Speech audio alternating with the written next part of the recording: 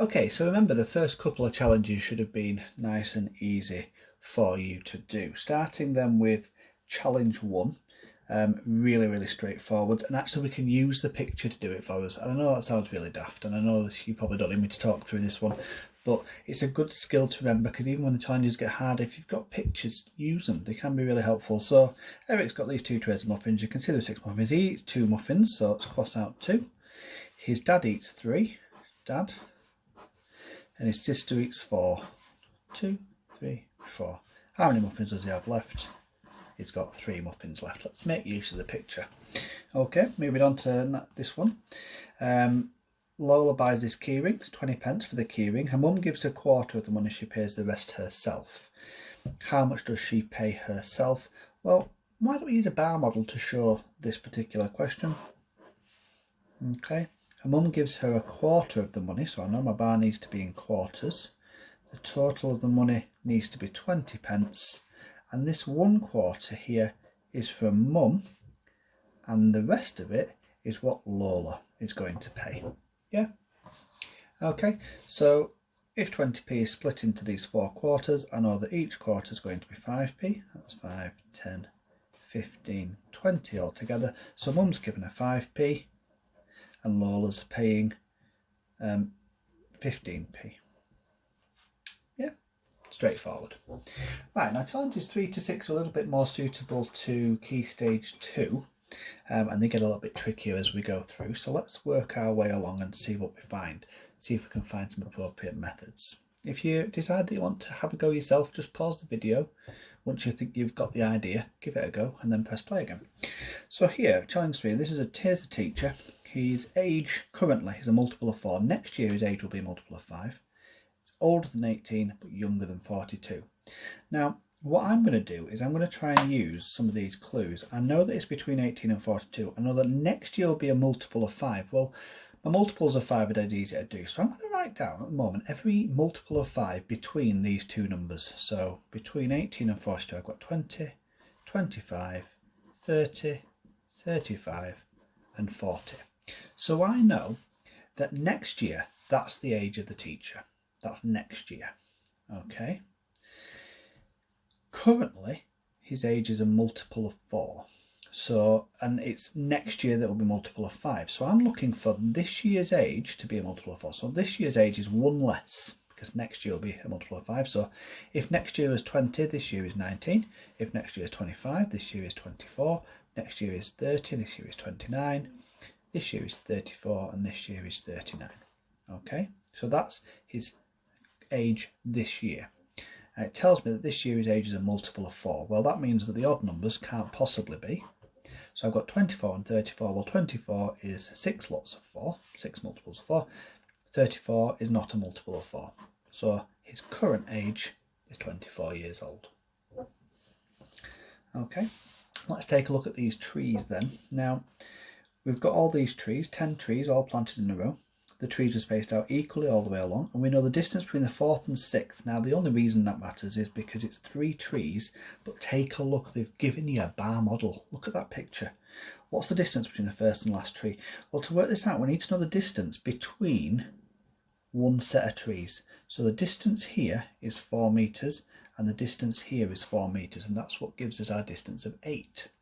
Now if we have a look, and see, I've got 1, 2, 3, 4, 5, 6, 7, 8, 9 gaps. There are not 10 gaps, there are 10 trees, but those spaces in between them, the distance between, there are 9 spaces. So what I need to say, well, each of those spaces, let's fill in my bar model, is 4 meters. And if each of those is 4 meters, then altogether it must be 36 meters long. Okay, I'm going to flip it over. Let's take a look at challenge number 5. Now this one was quite tricky. I actually thought it was quite mean when I had a go at this myself, because it takes quite a lot of different skills going on and a lot of really careful thinking. So let me talk you through one possible way of trying to figure it out. A certain amount of this is trial and error. You need to kind of have a guess and then see what happens. But let's look at some things we can use. Now I started here. with this one. Now, first thing to notice is it is going to be a long multiplication, so we're not just going to be able to work it out straight away. But I do know that in my long multiplication pattern, that whatever these two numbers equal, the ones column, that's going to have to match up there. Okay, and we'll see why later on if you've forgotten how the long multiplication system works, but that's how it's going to work. So I need something that's going to give me a 1 in my units. So if I look along all of these, I need two digits which are going to multiply together. I'm going to get a 1 in my units column. So 8 times 7 is 56, that's not going to work. 8 times 5 is 40, that's a 0. 8 times 3 is 24, that's no good. 8 times 2 is 16, that's no good. 7 times 5 is 35, that's no good. 7 times 3 is 21. I'm just going to make a little note of that because that could be it. 7 times 2 is 14, that's no good. 5 times 2 is 10, nope. 5 times 3 is 15, that's a 5 in the ones column. And 3 times 2 is 6, so it must be this. So these two boxes, I must have a 7 and a 3 in there. Now, just for the sake of trial and error, I'm going to work this out and I'm going to put a 7 and I'm going to put a 3. I'm going to do it like that. So my top number's going to have the 7, my bottom number's going to have the 3. See how it works out. Now, the next thing I can look at is think about this 15 over here. I've got to make 15,000. Well, 530 or 350 would make 15,000. But I've already used my 3 and I need my 3 because that was the only way, remember, to get that 1 in the units column. So I can't use my 7, so it's either 5 and 8, which would make 40,000, and that's no good, or 5 and 2, so that's going to make 10,000. Well, let's see how that gets on. So that's going to have to be a 5 and a 2. So I'm going to stick my 5 there and my 2 there. And I've only got one digit left to fill in this space. So I know that these two need to make my 1 in my ones column, 7 times 3. And I know that these two are going to somehow, eventually, my end digits are going to contribute to my number of thousands. So I've gone for that. Now what I need to do is work it out and make sure that I've got the right answer here, because maybe I don't. So 3 times 7, 21. 3 times 8 is 24, plus those 2, don't forget. 3 times 5 is 15, plus those 2. Okay, now remember that when we're multiplying now by this digit, we're actually multiplying by 20. So first we multiply by 10, by which we need to shuffle all the digits along, and then we're going to multiply by 2. Now, just to take you back a little bit, remember when we said that 1, it had to be, thinking about that, it's because there's always that placeholder there. So I know that my ones column is always going to be that, you see. We're just going to add on that 0, you see. So 2 times 7 is 14, 2 times 8 is 16, plus that 1 that we've carried across, that we've exchanged, and 2 times 5 is 10, plus that 1 is 11. And let's add them together. Well, that's not correct, is it? I've not done that correctly. That's wrong, because obviously that's not the correct answer. So what could be the problem? Well, when we placed my 5 and my 2 and my 7 and my 3, we put them there, but what if they were the other way around? What if that was 200 and that was 50? What if that was 3 and that was 7? So let's try and swap one and see what happens. I'm going to start off, I'm going to swap these ones. So I'm going to try 583. And remember, it's all, this bit's about trial and error. You just got to try it and see what comes out. Okay, so I know that's going to be 21, so that's good. 7 times 8 is 56. Plus 2 is 58. 7 times 5 is 35. Plus 5 is 40. 2 times 3, 2 times 8, and 2 times 5 is 10, plus that 1 we need to exchange. 10, sorry, that's 11. Add them together. And I've done it. So that was the correct way. And actually, if we go back and think about it, I needed to swap these two. If I'd swapped those, actually my number would have gotten a bit smaller, potentially, because I'd have done 3 times 2 instead of 3 times 5. And I needed my number to get bigger. So instead I wanted to do 7 times 5 rather than 3 times 5. I wanted my number to get bigger. So that's the way around it went. Okay, let's take a look at challenge number 6. Now with these challenges, what you really need to think about is what your coordinates are. So let's start with that. I'm going to start by plotting some of these coordinates so we've got that information. Okay, really helpful. So looking at the x digit, that's a 3, and the x there, that's a 9. I don't know what the x is, of course, for C. And the y, I can see the y there is 10, and I don't know these y's here. Now, it tells me that they're identical. It tells me that the length of a rectangle, so this length here, is double the width. That's important. So let's work out the length. If the length goes from 3 to 9, then the length must be 6 units, mustn't it?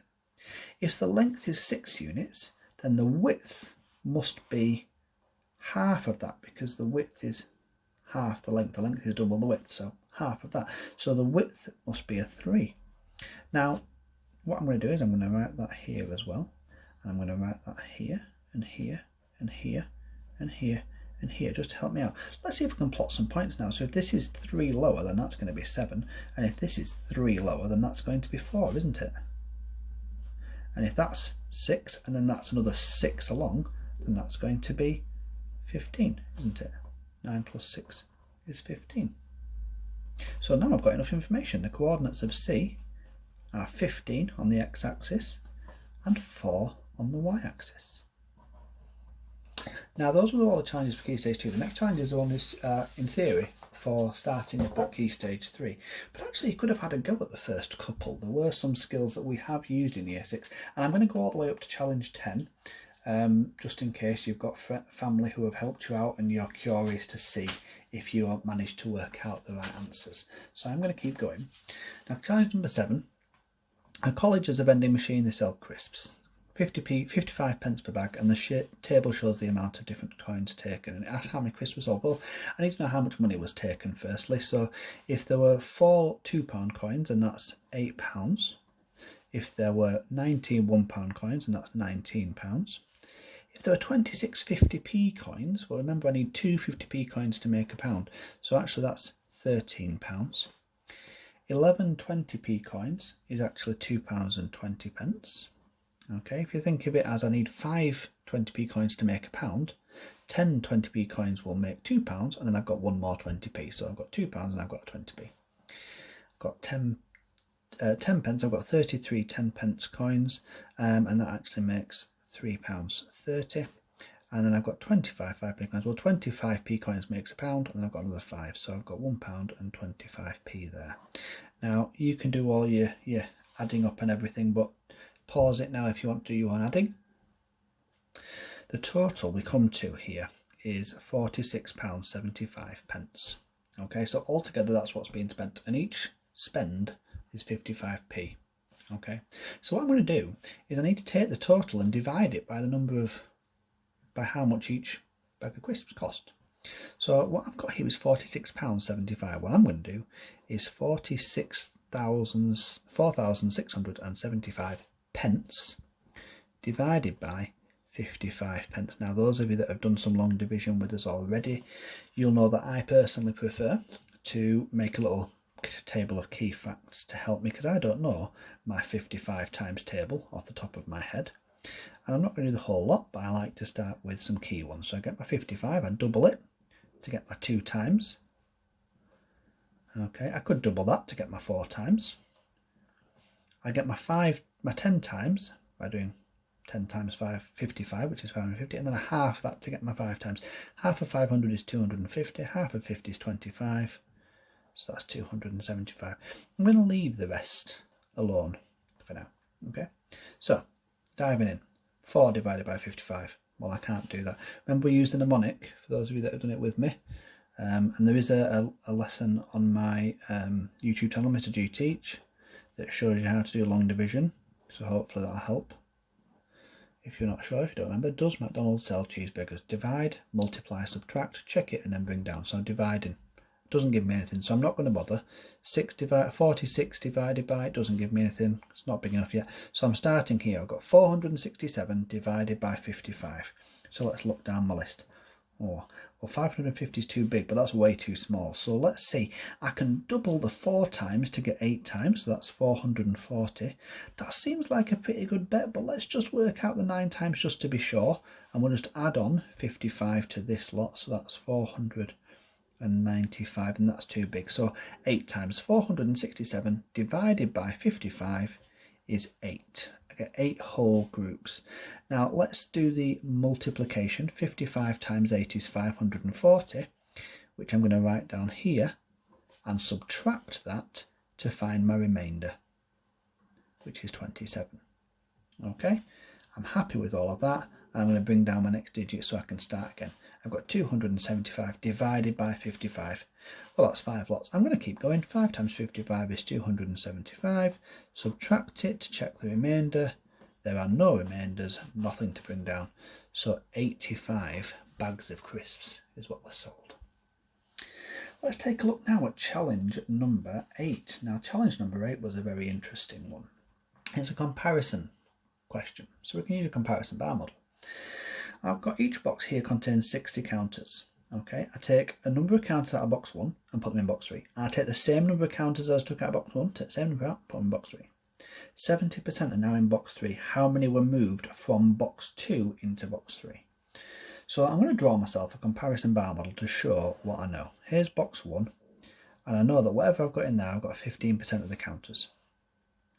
Here's box 2, and again, I know that I've got 15% of the counters because it must be the same. Now I'll show you how I know I've got 15% of the counters. Well, box 3 has got 70%. So if box 3's got 70%, then there must be 30% left over between these two. So those three percentages together add up to 100%. I know that the extra bit is chunks taken from over here. Yeah, I know that it's a little bit of extra added on and a little bit of extra added on from there. I also know, because I know that there were 60 counters in each box, that altogether there were 180 counters to start with. Now that's great, because if I know that there were 180 counters to start with, and I know that box number 2 has 15% of the counters, I can work out how many counters are in boxes 1 and box 2 now. So we find 15% of 180. First we find 10%, which is 18. We find 5%, which is half of that. And 15% is those two things added together. So in box 1 now, after we've taken the bit out, there's 27, and the same in box 2. I don't really need to care about box 3 because the question is, how many were moved from box 2 to box 3? Well, originally there were 60, weren't there? So this gap here, the bit that's left, is 60. Take away 27, which is 33 counters. I had 33 altogether. I had 60 altogether. I took 33 out, leaving me with 27 counters. So there's the answer to challenge number 8. Let's take a look at challenge number 9. Now this one was a bit trickier. Again, it is a comparison bar model, but it could be it takes a lot of thinking about, and it might be that you struggled with working out what the bar model should have looked like. I know I did to start with. Annie's got some coins. She's got twice as many 20p coins as 10p. She's got 3 times as many 50p's as 10p's. In total, she's got £54. Okay, how many coins, 20p coins, does she have now? Tricky stuff. The thing is, I needed to work this out by using my, and there might be, and I'm sure there might be other ways. A secondary school teacher might help you differently. Okay, but I started out by thinking, well, there's my 10p box. Now there are twice as many 20p coins, but I also need to think in terms of money. And actually, there might be twice as many coins, but that's already twice 10p as well. So actually, that comparison in the amount of money is 4 times as much money. Okay. Now there were 3 times as many 50p coins as 10p coins, but 50p coins are 5 times bigger than that. So in terms of money, I'm going to put a dotted line. There are 15 boxes there. 5 times as many coins, and 3 times as many coins, and it's 5 times the bigger value. Okay, so there are 15 boxes there. I know that altogether that makes 5,400 pence. Okay, I'm working in pence because all my things are in pence. Altogether, I know that I've got 15 boxes here, plus these 4, plus that 1. So I know that there are 20 boxes in total, which means that each box contains 5,400 divided by 20. Now, you can spend some time working it out, but I'll tell you now. That's, 270 pence in each box. Okay. So in the 20p box, the total is 270 times 4, which is 1,080p. Now that's how much money there is, but how many coins there are, well, that's a total in 20p's. So to work out the number of 20p coins, I'm going to take that total and I'm going to divide it by 20, which is 54 coins. There might have been a different way of looking at that, but that made the most sense to me. Let's take a look at challenge 10. Now this was an algebra question, and it's an algebra question that went a bit beyond, what goes beyond what the kind of algebra we do in year 6. There wasn't much chance, but if you had some help from a parent or a family member and you want to see how you did, here we go. So in the rectangle, the width here and the length, the width is 4 centimeters less than the length. Now I'm going to represent that using an algebraic expression. I'm going to say the width is equal to the length, take away 4 centimeters. Okay, so I've got these two rectangles. Now I spent a little bit of time looking at this and trying to figure out how to represent this, and I came across this idea first. So I've got a length here, and I've got another length here, and I've got another length here. And then I decided I don't know how to represent this bit because it's this, I don't know what this value is. But actually I thought I do know what that is. That's the whole length, and I'm going to take away that width. So I'm going to add on another length. And then I'm going to add on 1, 2, 3 widths. I'm going to add on these widths. These ones that are extras, because the perimeter, remember, is the outside journey. And I'm going to take this away. Because if I take that away from that length, then I've got this bit here. Now if I look, I've got L, add L, add L, add L, add W, add W, add W, take away W. If I've got W, add W, add W, take away W, well, if I have W, take away W, I end up with nothing, don't I? So what I've got left here is L plus L plus L plus L plus W, and they've kind of cancelled each other out. So to work out the perimeter is 4L plus 2W. Now, this is where we're going to start going into a look. We've done that sort of thing in year 6, but now we're going to start getting a little bit beyond. Up here, I've got this expression, W is the same as L take away 4. Here I've got 2W. So if 1W is L take away 4, then 2W must be 2 lengths take away 8. So I'm going to replace that, and I'm going to add that instead. So P equals 6 lengths take away 8. Because I had 4 lengths, and I'm going to have 2 plus 2 lengths take away 8. Now I know the perimeter is 94, so I've got 94 equals 6 lengths take away 8.